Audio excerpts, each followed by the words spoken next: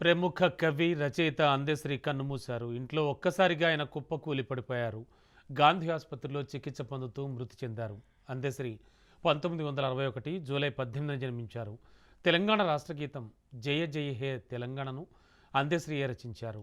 ఆయన తెలంగాణ ఉద్యమంలో కీలక పాత్ర పోషించినందుకు గాను 2025 జూన్ 2వ తేదీన తెలంగాణ రాష్ట్ర ఆవిర్భావ దినోత్సవం సందర్భంగా సికింద్రాబాద్ పరేడ్ గ్రౌండ్లో ముఖ్యమంత్రి రేవంత్ రెడ్డి చేతుల మీదుగా ₹1 కోటి నగదు పురస్కారాన్ని అందుకున్నారు.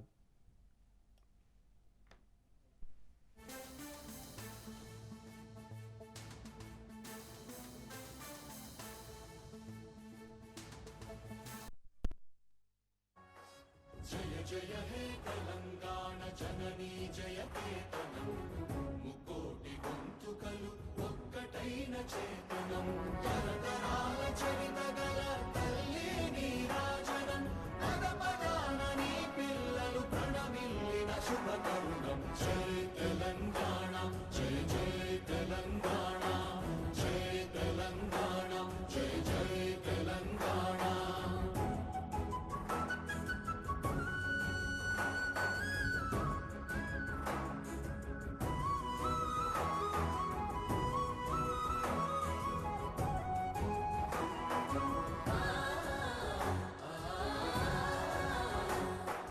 జానపద జనజీవన జావళీలు జాదువార కవి గాయక వైతాళిక కళల మంజీరాలు జాతిని జాగృత పరచే గీతాల జనజాతర అనునిత్యము నీ గానం అమ్మ నీవే మా ప్రాణం జయ తెలంగాణ జయ జయ తెలంగాణ జయ తెలంగాణ జయ జయ తెలంగాణ.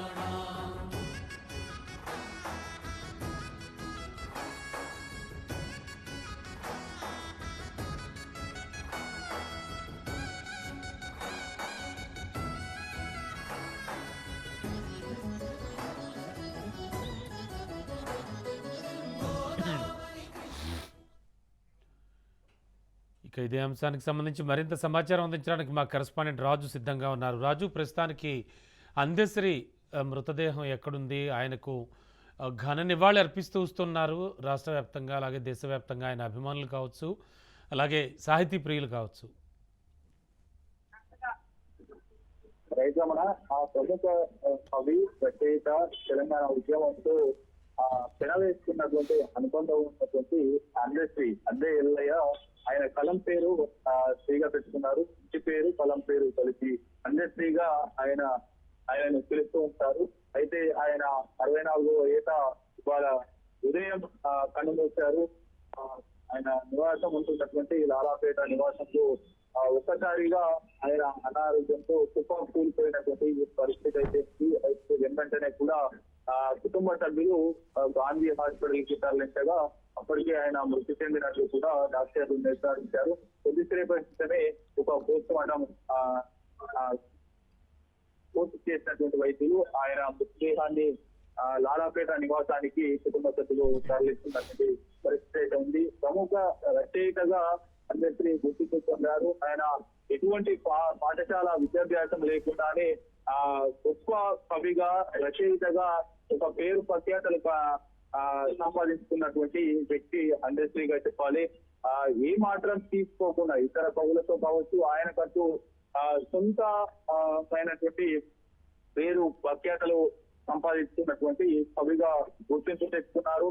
సామాన్య, పేద, బడుగు, బలహీన వర్గాల సంబంధించినటువంటి ఒక నిరుపేద కుటుంబంలో ఉండేటటువంటి జీవన శైలి ఆధారంగా, ఆ పేదల ఆధారంగా కూడా ఆయన కవిత్వాలు, రచనలు ఉండేవి. ప్రధానంగా తెలంగాణ ఉద్యమ సమయంలో కూడా ఆయన రాసినటువంటి ఏ జేహి తెలంగాణ అనే పాట ప్రస్తుతం తెలంగాణలో కాంగ్రెస్ అధికారంలోకి వచ్చిన తర్వాత రాష్ట్రీయ గీతంగా పలు స్వరాలను కూడా మార్పులు రీకంపోజ్ చేసి ఈ యొక్క గేయాన్ని కూడా రాష్ట్రీయ గీతంగా గుర్తించినటువంటి పరిస్థితి అయితే ఉంది. ఆయన వివరాల్లోకి వెళ్తే గనక అందెశ్రీ 1961 జూలై 18వ తేదీన సిద్దిపేట జిల్లా రేబర్తిలో ఆయన జన్మించారు. ఆయన రాసినటువంటి గీతాల్లో జయ జయ హే తెలంగాణ గీతం తెలంగాణ ఉద్యమాన్ని ఉర్రూతలూగించింది.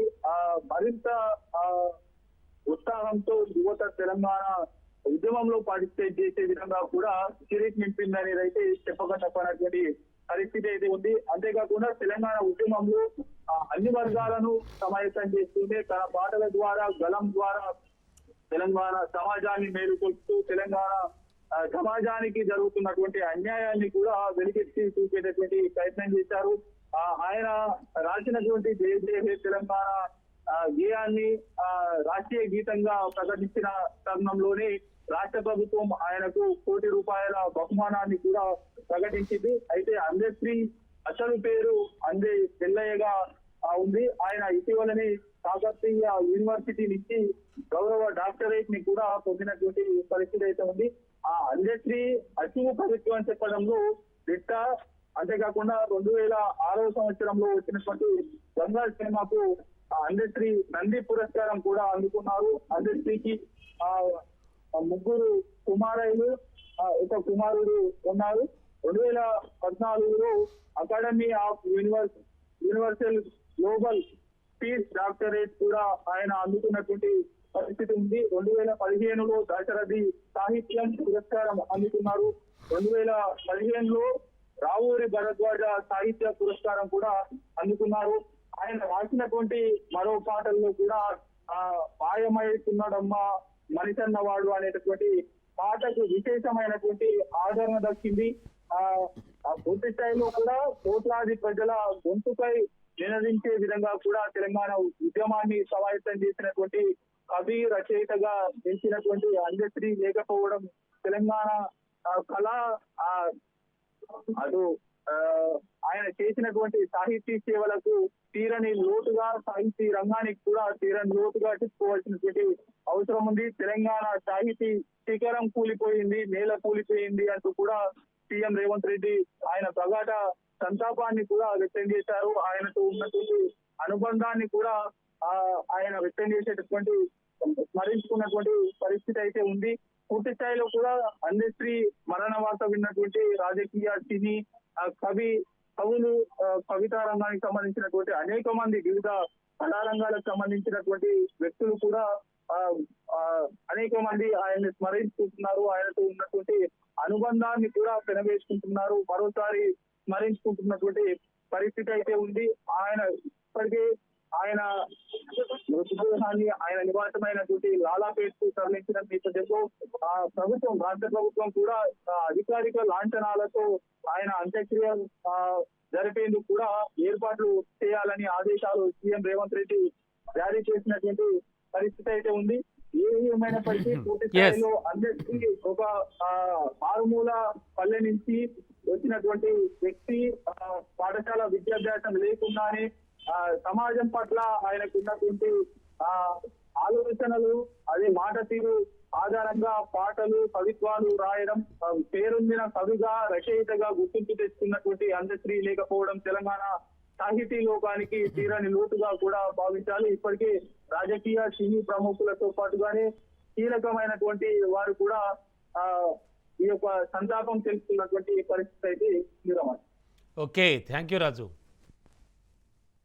ప్రజాకవి ప్రకృతి కవిగా సుప్రసిద్ధులైన డాక్టర్ అందశ్రీ సిద్దిపేట జిల్లా మద్దూరు మండలం రేబర్తి గ్రామంలో జన్మించారు. ఈయన అసలు పేరు అందే ఎల్లయ్య.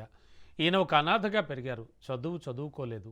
కాకతీయ విశ్వవిద్యాలయం నుంచి గౌరవ డాక్టరేట్ పొందారు. ఈయన గొడ్ల కాపరిగా కూడా పనిచేశారు. శృంగేరి మఠానికి సంబంధించిన స్వామి శంకర్ మహారాజ్ ఈయన పాడుతుండగా విని ఈయన్ను చేరదీశారు. ఇక రాష్ట్ర వ్యాప్తంగా అందశ్రీ ఆయన రాసిన అనేక పాటలు సుప్రసిద్ధాలయ్యాయి. ప్రజాకవిగా ఎంతో పేరు పొందారు. ఇక అందశ్రీ మరణానికి సంబంధించి సాహితీలోకం దిగ్భ్రాంతి గురైందని చెప్పచ్చు. ఇక ఇదే అంశానికి సంబంధించి మరింత సమాచారం అందించడానికి మా కరెస్పాండెంట్ రాజు సిద్ధంగా ఉన్నారు. రాజు, ప్రస్తుతానికి ఆయన జన్మించిన ఊరు కావచ్చు, అలాగే ఆయనతో చిన్ననాటి నుంచి బంధాన్ని పెనవేసుకున్న ఆయన మిత్రులు కావచ్చు, సన్నిహితులు కావచ్చు, ఆ సిచ్యువేషన్ ఏంటి? అలాగే ఆ గ్రామంలో వాళ్ళంతా ఏమనుకుంటున్నారు? ప్రస్తుతానికి సిచ్యువేషన్ ఏంటి? వరంగల్ జిల్లా ప్రస్తుత సిద్దిపేట జిల్లా మద్దూరు మండలం రేబర్తిలో అందశ్రీ జన్మించాడు. అందశ్రీ చిన్నప్పటి నుంచి కూడా చాలా పేదరికంతో పెరిగినటువంటి వ్యక్తి. ఆయన చిన్నప్పుడే జీతం ఉంటూ పశువులు కాచిండు. అదేవిధంగా జీతం ఉంటూ కుటుంబ పోషణ కోసం వ్యవసాయం చేసిండు. వ్యవసాయం చేస్తూనే బతుకు జీవుడు ఆ బతుకు కోసం ఆయన హైదరాబాద్ వలస వెళ్లి మేస్త్రి పని చేసిండు. మేస్త్రి పని ఈ కష్టంలో అటు వ్యవసాయంలోనూ తర్వాత ఇటు మేస్త్రి పనిలోనూ ఆ కష్టాన్ని మర్చిపోవడం కోసము పదాల అల్లికతో ఆయన సాహిత్యం మొదలైందని ఆ గ్రామస్తులు చెప్తా ఉన్నారు. తన సమకాలీకులు ఎంతో మంది బాధపడుతున్న సందర్భం కనిపిస్తుంది. ఊర్లో చాలా విషాద ఛాయలు అలుముకున్నాయి. ప్రస్తుతానికి రేబర్తిలో అంతా కూడా ఒక దగ్గర ఉండి సంతాపం వ్యక్తం చేస్తున్నటువంటి పరిస్థితి. అంత గొప్ప కవి మా ఊరికి తీసుకొస్తారని చెప్పి ఆశతో వాళ్ళు ఎదురు చూస్తున్న పరిస్థితి గ్రామంలో ప్రస్తుతానికి నెలకొని ఉంది. మొత్తానికి తల్లిదండ్రుల పేరు అందే ఎల్లవ్వ బొడ్డయ్య, అసలు పేరు అందే ఎల్లయ్య. అయితే తనకి ఒక అక్క ఒక తమ్ముడు కూడా ఉన్నారు. అందశ్రీకి 3 కుమార్తెలు 1 కుమారుడు కూడా ఉన్నారు. అయితే ఈ రోజు ఉదయం గుండెపోటుతో చనిపోవడంతో గ్రామంలో పూర్తి స్థాయిలో విషాదాలనుకున్నా ఎవ్వరు ఎక్కడికక్కడ పనులన్నీ వదిలివేసుకొని తన రాక కోసం ఆ శవాన్ని తీసుకురావంటే తన మృతదేహాన్ని గ్రామానికి తీసుకొస్తారని చెప్పి ఆశతోని గ్రామస్తులంతా కూడా ఒక్కో చోట కూర్చొని సంతాపం వ్యక్తం చేస్తున్న పరిస్థితి ఎక్కువగా ఉంది. అందశ్రీ అంచెలంచెలుగా ఎదుగుతూ అనేక అవార్డులను ఆయన సొంతం చేస్తున్న పరిస్థితి కనిపించింది. ముఖ్యంగా అందశ్రీ అటు కాకతీయ యూనివర్సిటీ నుంచి డాక్టరేట్ కూడా పొందాడు. జాతీయ గీతం తెలంగాణ జయ జయ హే తెలంగాణ రచించిన అందశ్రీ అనేక అవార్డులను సొంతం చేసినటువంటి చరిత్ర ఆయనకున్నది. 2006లో గంగా సినిమాకు సంబంధించి నంది అవార్డు, తర్వాత 2015 సంవత్సరంలో దశరథి కృష్ణమాచార్య అవార్డు, 2022లో సుద్దాల హనుమంతు జానమ సాహితీ అవార్డు, 2022లో దశరథి కృష్ణమాచార్య సాహితీ అవార్డు. ఈ విధంగా తర్వాత ప్రభుత్వం కూడా ఆయనను సత్కరించి ₹1 కోటి పురస్కారం అందించినటువంటి తెలిసిందే మనకు. అయితే అందశ్రీకి 2014లో academy of universal global peace doctorate కూడా వచ్చింది. అదేవిధంగా అందశ్రీకి జానకమ్మ అవార్డుతో పాటు అనేక అవార్డులు సొంతం చేసినటువంటి చరిత్ర అందశ్రీకి ఉంది. అందశ్రీ చాలా న్యాచురల్ గా పాటలు ఉంటాయి. చాలా న్యాచురల్ గా జీవితానికి కళ్ళకు అద్దినట్టుగా ఆయన సాహిత్యం ఉంటుంది. కాబట్టే ఈ రోజు మలిదశ ఉద్యమంలో అందశ్రీ పాటలు అటు ఉస్మానియా యూనివర్సిటీ పాట కావచ్చు, తర్వాత రకరకాల పాటలు కావచ్చు, ఉద్యమానికి ఎంతో ఊతాన్ని ఇచ్చి ఉద్యమ ప్రస్థానంలో ఆయన పాత్ర చిరగానే ముద్ర వేసని చెప్పి కూడా చెప్పుకోవచ్చు. ఖచ్చితంగా గ్రామస్తులు అయితే తన సమకాలీకులు తనతో పాటు పనిచేసిన వాళ్ళు, తనతో పాటు సాన్నిహిత్యం ఉన్న వాళ్ళు ఖచ్చితంగా మా గ్రామానికి తీసుకొస్తే బాగుండు అనే ఆలోచనతోని గ్రామంలో అయితే అనుకుంటున్నటువంటి పరిస్థితి కనిపిస్తా ఉంది. అందశ్రీ మరణం మాకు తీరని లోటు. ఇంకా చాలా కాలం పాటు మా గ్రామానికి కావచ్చు, తర్వాత సమాజానికి కావచ్చు, రాష్ట్రానికి కావచ్చు, 2 రాష్ట్రాల్లో తెలియని వ్యక్తి ఉన్నాడు. ఆయన గొప్ప వ్యక్తి అని చెప్పి ఇంత గొప్ప వ్యక్తిని తొందరగా కోల్పోవడం మేము చాలా చింతిస్తున్నామని చెప్పి గ్రామస్తులంతా బాధపడుతున్న పరిస్థితి కనిపిస్తా ఉంది. ఇంకా చాలా కాలం బతికి సమాజ సేవలో ఉంటాడనుకున్నాం, కానీ అకాల మరణం మమ్మల్ని తీవ్ర దిగ్భ్రాంతికి గురి చేసిందని చెప్పి గ్రామస్తులంతా కూడా అంటున్నటువంటి పరిస్థితి కనిపిస్తుంది. ఓకే, ముఖ్యంగా రాజు ఈయన యొక్క దహన సంస్కారాలు కావచ్చు, అలాగే ఇవేమైనా కుటుంబ సభ్యులు అనుకుంటున్నారా ఎక్కడ చేద్దాం ఏమిటి అని, ఏమైనా ఆ సమాచారం ఏంటి, వాట్ నెక్స్ట్ అనేది? అయితే గ్రామస్తులంతా కూడా కుటుంబాన్ని విన్నవించారు. ఖచ్చితంగా గ్రామానికి తీసుకొస్తే బాగుంటుంది. గొప్ప నేత, ఈ మట్టిలో పుట్టిన బిడ్డ కాబట్టి ఇక్కడికి తెస్తే బాగుంటుందని చెప్పి గ్రామస్తులంతా విజ్ఞప్తి చేస్తున్న పరిస్థితి కనిపిస్తుంది. కానీ మరి కుటుంబానికి పరిస్థితులను బట్టి అటు హైదరాబాద్ లో చేస్తారా లేకపోతే గ్రామానికి తీసుకొస్తారా అనేది ఇంకా క్లారిటీ రాలేదు. అయితే ప్రభుత్వ లాంఛనాలతో చేసే అవకాశం ఉంది కాబట్టి అక్కడ ఇప్పటికే ఇక్కడ పోలీస్ వ్యవస్థ కూడా అంతా సిద్ధం చేస్తున్నటువంటి, అంటే కొంత అలర్ట్ గా ఉన్నటువంటి పరిస్థితి కనిపిస్తా ఉంది. ఇప్పటికీ అక్కడ గ్రామానికి పోలీసు వాహనాలు వెళ్లి వస్తున్నటువంటి సందర్భం కూడా కనిపిస్తా ఉంది. అయితే మరి హైదరాబాద్ లో చేస్తారా అటు గ్రామంలో చేస్తారా అనేది కొంత సందిగ్ధత అయితే ఉంది. మొత్తానికి గ్రామస్తులు అయితే కుటుంబాన్ని విన్నవిస్తా ఉన్నారు. తన బంధువులందరూ కూడా గ్రామానికి తీసుకొస్తే బాగుంటుందని చెప్పి కూడా ఆశతో చూస్తున్నారు. Okay Raju, thank you.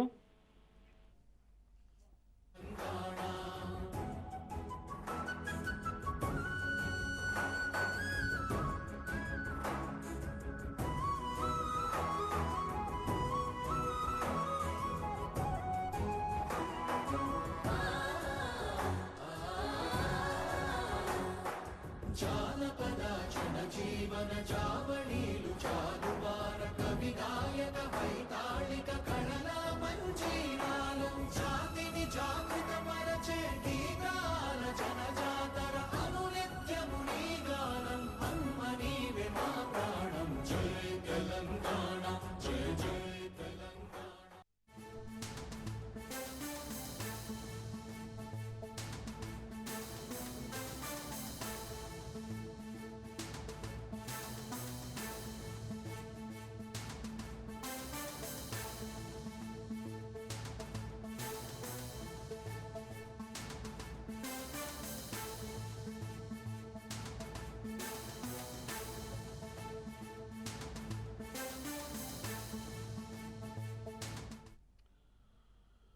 రేపు జూబ్లీహిల్స్ పోలింగ్ జరగనుంది.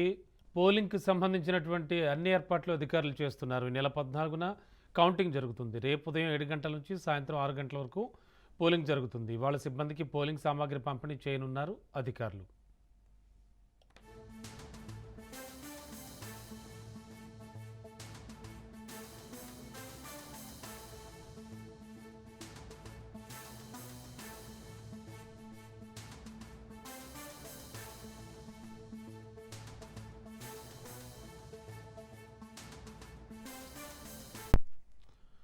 బ్రేకింగ్లో చూస్తున్నాం. రేపు జూబ్లీహిల్స్ ఉప ఎన్నిక పోలింగ్ జరగనుంది. పోలింగ్కి సంబంధించి అధికారులు అన్ని ఏర్పాట్లు పూర్తి చేస్తున్నారు. ఈ నెల 14న కౌంటింగ్. రేపు ఉదయం 7 గంటల నుంచి సాయంత్రం 6 గంటల వరకు కూడా ఈ పోలింగ్ జరుగుతుంది. ఇక వాళ్ళ సిబ్బందికి పోలింగ్ సామాగ్రిని పంపిణీ చేయనున్నారు అధికారులు.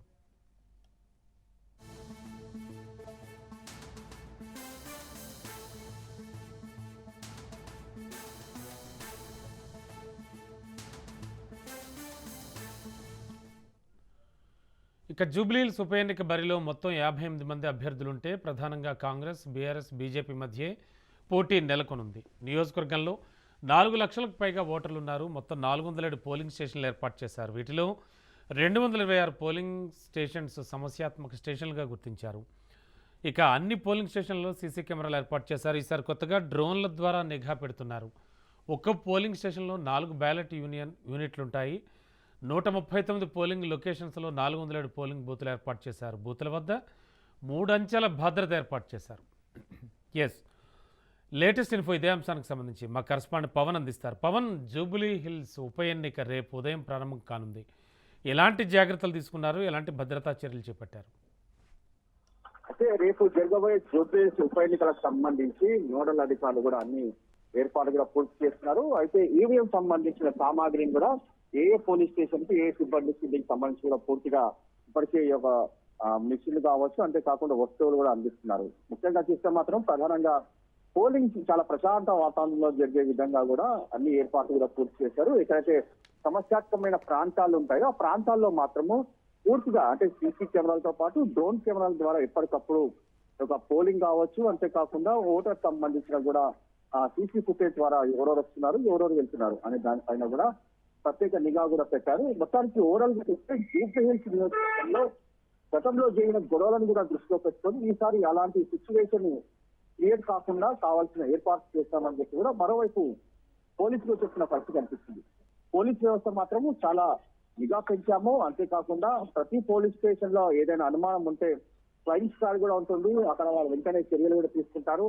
అంతేకాకుండా దీనికి సంబంధించిన ఏర్పాటు కూడా పూర్తి చేశాము. ఎవరైతే యొక్క ఓటు హక్కు ఉంటుందో వారు వచ్చి యొక్క ఓటు హక్కు ప్రశాంత వాతావరణంలో ఆ ఓటు వేసి వెళ్ళిపోవాలని చెప్పి దీనికి సంబంధించి అధికారులు చెప్తారు. అంటే ముఖ్యంగా చూస్తే గోరబండ, రైమత్ నగర్ ఈ యొక్క ప్రాంతాల్లో మాత్రము కొన్ని చోట్ల పోలింగ్ స్టేషన్ లో చాలా సమస్యాత్మకమైన ప్రాంతాలు ఉంటాయి. కాబట్టి ఆ సిచ్యువేషన్ ఎప్పటికప్పుడు కంట్రోల్ చేయడానికి ప్రత్యేకంగా ఒక పోలీస్ ఆఫీసర్ కూడా ఏర్పాటు చేస్తారు. ఆయా పోలింగ్ స్టేషన్ లో ఆ ఆఫీసర్ మాత్రము ప్రశాంత వాతావరణంలో యొక్క కొనసాగే విధంగా కూడా ఏర్పాట్లు పూర్తి చేస్తారు. ఎవరైనా అలజడి సృష్టిస్తే ఎవరైనా వెంటనే వాళ్ళని అదుపులోకి తీసుకోవడానికి కూడా ప్రత్యేక టీమ్స్ కూడా ఏర్పాటు చేసిన పరిస్థితులు మనం గమనిస్తాము. మొత్తానికి జూబ్లీహిల్స్ నియోజకవర్గంలో రేపు జరగబోయే ఉప ఎలక్షన్ సంబంధించి ఎన్నికలు మాత్రం ప్రశాంత వాతావరణంలో కొనసాగించేందుకు కూడా అన్ని ఏర్పాట్లు పూర్తి చేశామని చెప్పి ఆ ఎలక్షన్ కమిషన్ సంబంధించిన అధికారులు కావచ్చు, పోలీసులు కూడా చెప్పిన పరిస్థితులు కనిపిస్తుంది. Okay, thank you Pawan.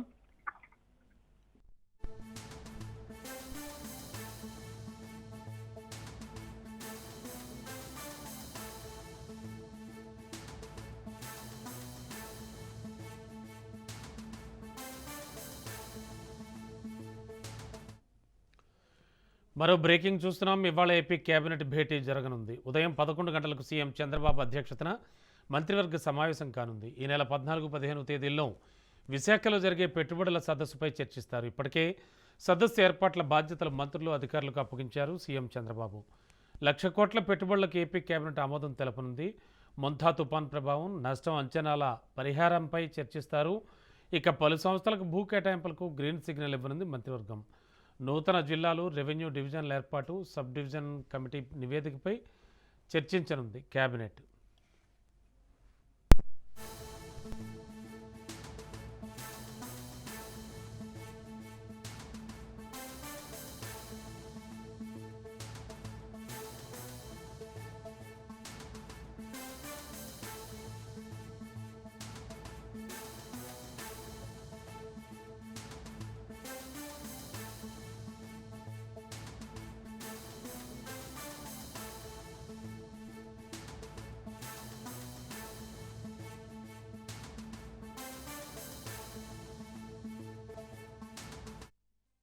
ఇవాళ ఏపీ కేబినెట్ భేటీ జరగనుంది. బ్రేకింగ్లో చూస్తున్నాం. ఉదయం 11 గంటలకు సీఎం చంద్రబాబు అధ్యక్షతన ఈ మంత్రివర్గ సమావేశం జరగనుంది. ఈ నెల 14, 15 తేదీల్లో విశాఖలో జరిగే పెట్టుబడుల సదస్సుపై చర్చిస్తారు. ఇప్పటికే ఏర్పాట్ల బాధ్యతలు మంత్రులు, అధికారులకు అప్పగించారు.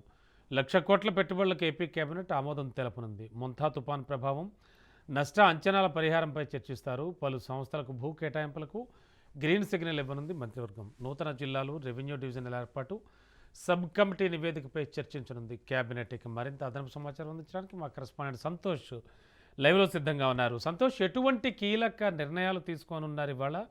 అలాగే కొంతవరకు కూడా ఫండ్స్ ఎలకేషన్ కూడా ఇవాళ జరిగే అవకాశం ఉంది అంటున్నారు. ఎలాంటి విషయాలు మాట్లాడుకోనున్నారు? ఏం జరగనుంది సంతోష్?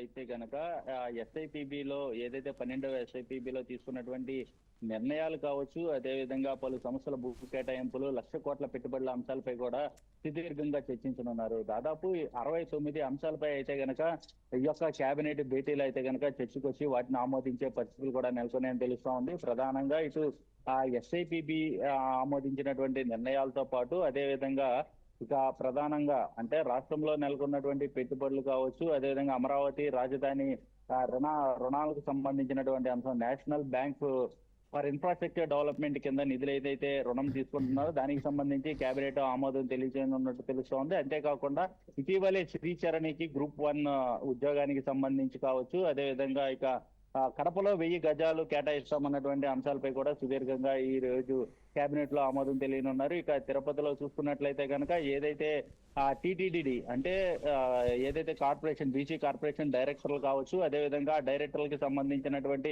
లెటర్లు ఏవైతే ఉంటాయో ఆ లెటర్లకి సంబంధించినటువంటి అంశాలపై కూడా ఈ రోజు కేబినెట్ అయితే కనుక ఆమోదం తెలియనున్నట్టు కూడా తెలుస్తోంది. మొత్తంగా చూసుకున్నట్లయితే కనుక ఈ యొక్క కేబినెట్ భేటీలో భాగంగా పలు కీలకమైనటువంటి అంశాలతో పాటు సిఏఏ సదస్సు అంటే ఈ నెల 14, 15 తేదీల్లో సిఏఏ సదస్సు ఏదైతే నిర్వహిస్తారో ఆ సదస్సుకు సంబంధించినటువంటి అంశాలపై కూడా ఈ రోజు మంత్రి నారా లోకేష్ కి అదేవిధంగా బాధ్యతలు ఇస్తూ కూడా ఈ రోజు కేబినెట్ భేటీ అనేది కూడా ఆమోదం తెలియనున్నట్టు తెలుస్తోంది. మొత్తంగా చూసుకున్నట్లయితే కనుక ఇక మొత్తంగా ఈ యొక్క పెట్టుబడులతో పాటు అదేవిధంగా రాష్ట్రంలో నెలకొన్నటువంటి అంశాలపై కూడా ఈ యొక్క కేబినెట్ తర్వాత కూడా ఇక ప్రస్తావించే తాజా రాజకీయాలపై కూడా సహచార మంత్రులతోటి సీఎం చంద్రబాబు నాయుడు అయితే కనుక డిస్కస్ చేయనున్నట్టు కూడా తెలుస్తూ ఉంది. అదేవిధంగా ఇక రాయలసీమ నుంచి ఉత్తరాంధ్ర వరకు కూడా రాష్ట్రంలో నెలకొన్నటువంటి అంశాలపై కావచ్చు, అదేవిధంగా రాష్ట్ర పెట్టుబడులపై కూడా పూర్తి స్థాయిలో ముందుకు వస్తున్నటువంటి నేపథ్యంలో ప్రజల్లోకి ఏ విధంగా ముందుకు తీసుకెళ్లాలన్న దానిపై అయితే కనుక చర్చకొచ్చే అవకాశాలు ఎక్కువగా కనబడతా ఉన్నాయి. అయితే ఇక నిధులతో పాటు రుణాలు కేంద్ర రాష్ట్ర ప్రభుత్వాలు సహకారాలతోటి ఇటు అమరావతి రాజధాని అభివృద్ధితో పాటు అదేవిధంగా ఇంకా ఏ విధంగా ముందుకు తీసుకెళ్ళబోతున్నారు అన్న దానిపై అయితే కనుక పూర్తి స్థాయిలో ఈ యొక్క కేబినెట్ భేటీలో చర్చకొచ్చే అవకాశాలు ఎక్కువగా కనబడతా ఉన్నారమ్మా. Okay, thank you Santosh.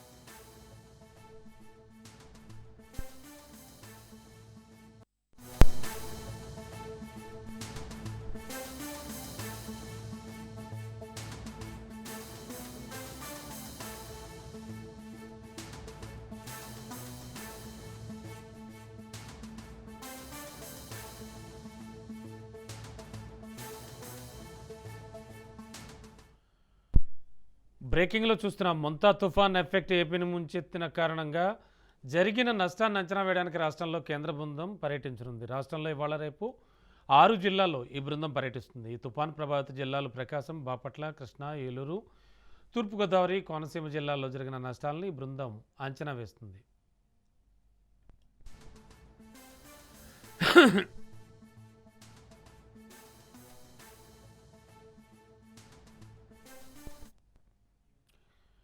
కేంద్ర హోంశాఖ జాయింట్ సెక్రటరీ పౌసమి బసు నేతృత్వంలో 7 సభ్యులతో కూడిన బృందం తుఫాన్ ప్రభావిత ప్రాంతాల్లో పర్యటిస్తుంది. అయితే వీరు 2 బృందాలుగా విడిపోయి ఇవాళ టీమ్ 1 బాపట్ల, ప్రకాశం జిల్లాలోను, టీమ్ 2 కృష్ణా, ఏలూరు, తూర్పుగోదావరి జిల్లాల్లో పర్యటిస్తుంది.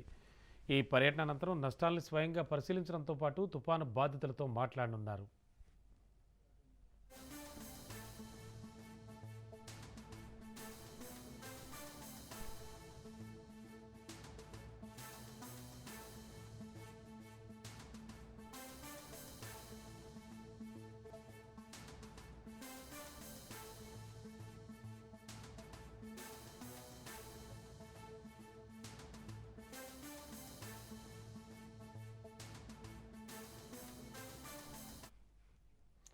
ముంతా తుఫాన్ ఎఫెక్ట్ ఏపీని ముంచెత్తిన కారణంగా జరిగిన నష్టాన్ని అంచనా వేసేందుకు రాష్ట్రంలో కేంద్ర బృందం పర్యటించనుంది. ఇవాళ రేపు రాష్ట్రంలోని 6 జిల్లాల్లో ఈ బృందం పర్యటిస్తుంది. తుఫాన్ ప్రభావిత ప్రాంతాలు జిల్లాలు ప్రకాశం, బాపట్ల, కృష్ణా, ఏలూరు, తూర్పుగోదావరి, కోనసీమ జిల్లాల్లో జరిగిన నష్టాలని ఈ బృందం అంచనా వేస్తుంది.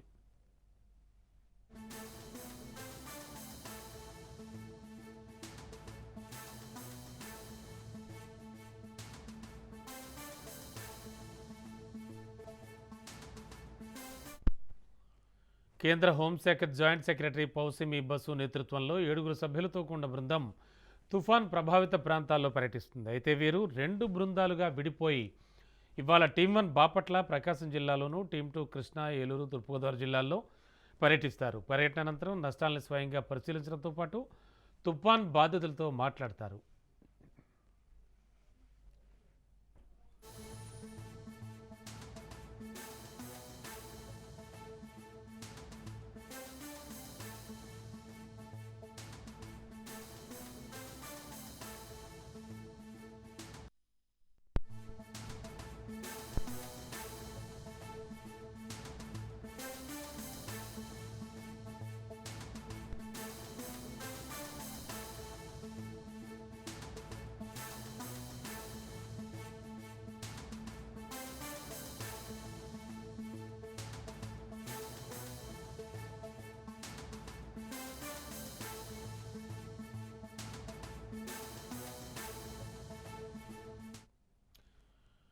మరో బ్రేకింగ్ చూస్తున్నాం. నాగర్ కర్నూలు జిల్లాలో ఫ్రీ బస్ పథకం పట్ల అసంతృప్తి వ్యక్తం చేస్తూ మహిళలంతా రోడ్డెక్కారు.